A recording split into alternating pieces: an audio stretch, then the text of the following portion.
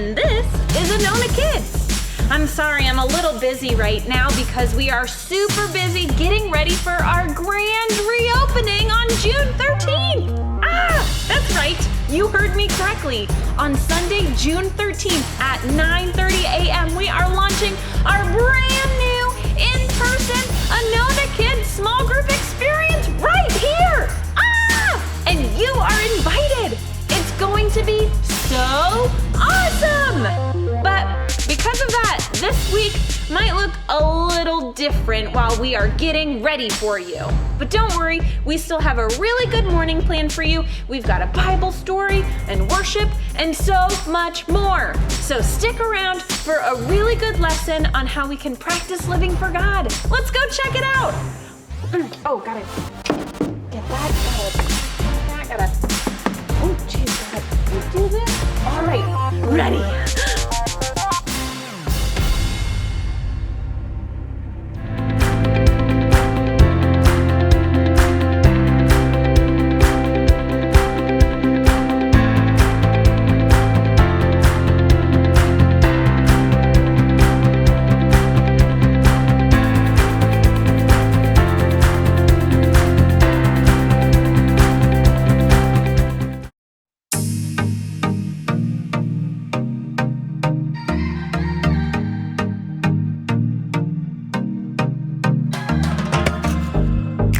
Plans for me are good. You hold my future. You're working all the time. You're the mountain mover. From sunrise to sunset, till the sun comes back up again. You're by my side. You started a good work in me. I know that you will complete it. You will see it through. And everything that you say you'll do, 'cause I believe that you are faithful, oh, you are faithful, oh, you are faithful. I'll trust your every word, 'cause I believe that you're working for my good. Yes, you're committed. From sunrise to sunset, till the sun comes back up again, you're by my side. You started a good work in me. I know that you will complete it. You will see it through, yeah. I know that you're still working on me. And everything that you say you'll do, 'cause I believe that you are faithful, oh, you are faithful, oh, you are faithful. You are my hope, you are my future. You are the mountain mover. You are faithful. You are my hope, you are my future. You are the mountain mover. You are faithful. You started a good work in me. I know that you will complete it. You will see it through, yeah. I know that you're still working on me. And everything that you say you'll do, 'cause I believe that you are faithful, oh, you are faithful, you are faithful, oh, you are faithful, oh, you are faithful, oh, you are faithful.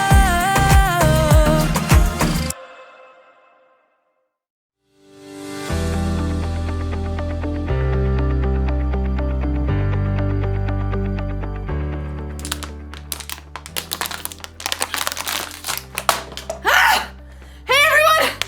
I'm Erica, and I just ran a 5K race this afternoon!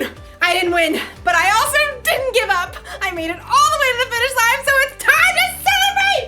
Yeah! Oh man, I have been training all month for this race, so it has taken a lot of commitment. Commitment is making a plan and putting it into practice. I made a plan, and I practiced a lot. All that running.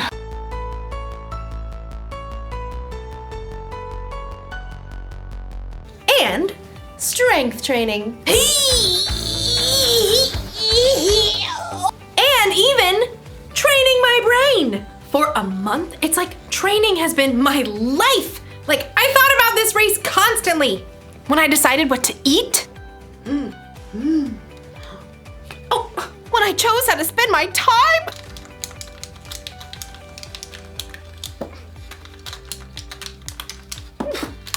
From morning until night, I kept my mind on the race. That's what you gotta do when you truly commit to something. Like, you've gotta live like it's important to you. Today's story is about a woman who lived her whole life that way.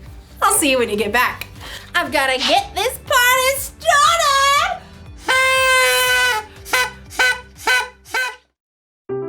The Bible. It's 66 books of history, stories, letters, and poetry that fit together to form God's one big story. The epic adventure of how He created us and loves us so much that He made a way to rescue us. As we travel through the Bible, from Genesis to Revelation, we discover people who met God and found their lives changed forever. Now, for an amazing story, inspired by the book of Mark, chapter 12, verses 41 through 44. When Jesus rode into Jerusalem on a donkey the week before Passover, the crowds were excited. Hosanna! Blessed is the one who comes in the name of the Lord! Hosanna! In the name of the Lord! But the religious leaders were not. He's turning the world upside down. We'll have to fix that, won't we? All week, the religious leaders sent men to try trapping Jesus with trick questions. Teacher, is it right to pay taxes to Caesar? Every time, Jesus gave a wise answer that caught them off guard. Give back to Caesar what belongs to Caesar, and give back to God what belongs to God. Jesus knew the religious leaders were so puffed up with pride, they didn't want people to listen to anyone else. Jesus even warned the crowds about them. Watch out for the teachers of the law. They love to have the most important seats. They take over the houses of widows. They say long prayers to show off. One afternoon, Jesus and his disciples visited the temple. They sat down to rest for a moment across from the box where people came to put money they offered to God. Perhaps the disciples, mostly poor fishermen themselves, were impressed by the rich men giving gifts. Check out his robes. I think they actually might be silk.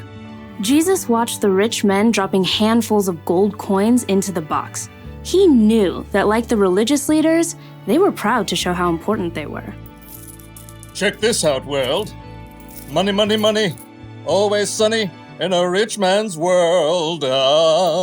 Even though these wealthy men were giving impressive amounts of money, Jesus knew they had so much, this was easy for them. Simply a drop in the bucket. Huh. She looks a little out of place. The next person in line clearly wasn't wealthy. In fact, her patched robe showed she didn't have an extra cent to spare. A widow, probably. At that time, if a woman's husband died, she had no way to earn money and often had to live on next to nothing. 2 pennies? How's that gonna help anyone? Jesus was watching the woman too, but he saw something different, something more. Come over here, all of you. The disciples gathered around Jesus. What I'm about to tell you is true. That poor widow has put more into the offering box than all the others. Jesus' friends tried to sort it out. Excuse me, pennies versus gold? You couldn't buy an order of fish nuggets with that. Jesus knew what his disciples were thinking. The others all gave a lot because they are rich, but she gave even though she is poor. She put in everything she had. That was all she had to live on. Oh. When you put it like that. The rich men, like the religious leaders, were concerned with what things looked like on the outside. They didn't want to give in a big way that might force them to change on the inside. But the poor woman, who had almost nothing, chose to give everything. And Jesus saw her heart and knew that her pennies were worth far more than the rich men's gold.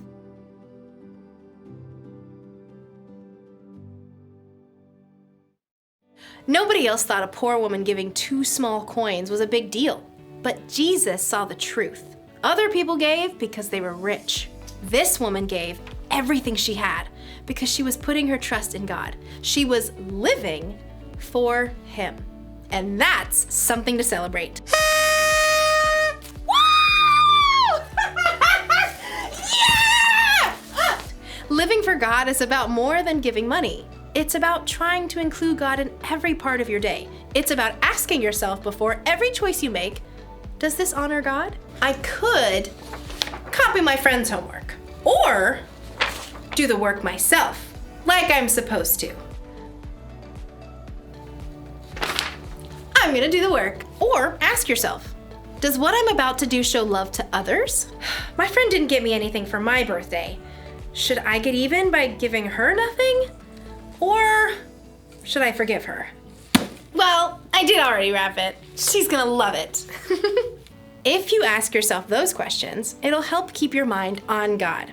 It'll help you think about how Jesus lived and loved others. This probably won't become a habit overnight. That's why the one thing to remember today is this: practice living for God. The more you practice asking yourself, does this honor God? And does this show love to others?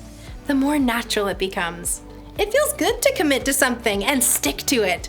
I'm glad I committed to running a 5K. I feel stronger and healthier, and between you and me, I think I'm going to start training for another one. But first, we celebrate!